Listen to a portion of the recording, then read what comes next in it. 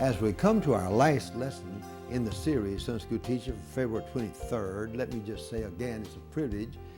Then for me, I feel honored to try to share with you something that I've tried to learn and study across the years. And so again, I want to thank you for your willingness to study and teach. And again, as I said many times before, and will say again in the future if I have an opportunity, I thank God that you're willing to do that. May God bless you for you doing that.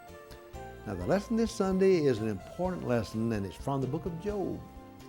It has to do, and is entitled, If God is Good, Why Is There Suffering?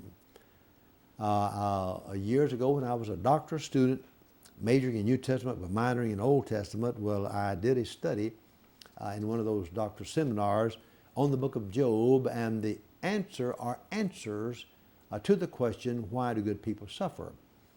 And in my research, and I still have a copy of my paper of research, I found there's no one answer that's given. Several different answers are given to the problem, but the bottom line, after all is said and done toward the end of the book, after many other possible answers were given, the bottom line was, we'll just have to trust God and wait to the future when we're with Him to understand. We just got to trust God. Don't judge God by circumstances like suffering.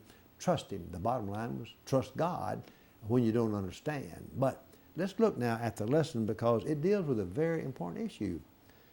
Years ago, I saw a survey taken of graduating seniors of a certain college. It was not the university where I was teaching at the time, but they surveyed students and asked, are you as religious as a graduating senior as you were when you entered as a freshman? The survey was trying, among other things, to determine if they'd lost their faith in religion, stopped going to church, or because of their academic studies had become non-religious. If their answer was yes, as a graduating senior, they were still as religious as they were as a freshman, they could move on to the next question. But if their answer was no, they were no longer as religious, they were asked to list 3 or 4 reasons as to why they were not as religious. The two most often given answers for number 1 and number 2 were unanswered prayer and suffering by innocent people.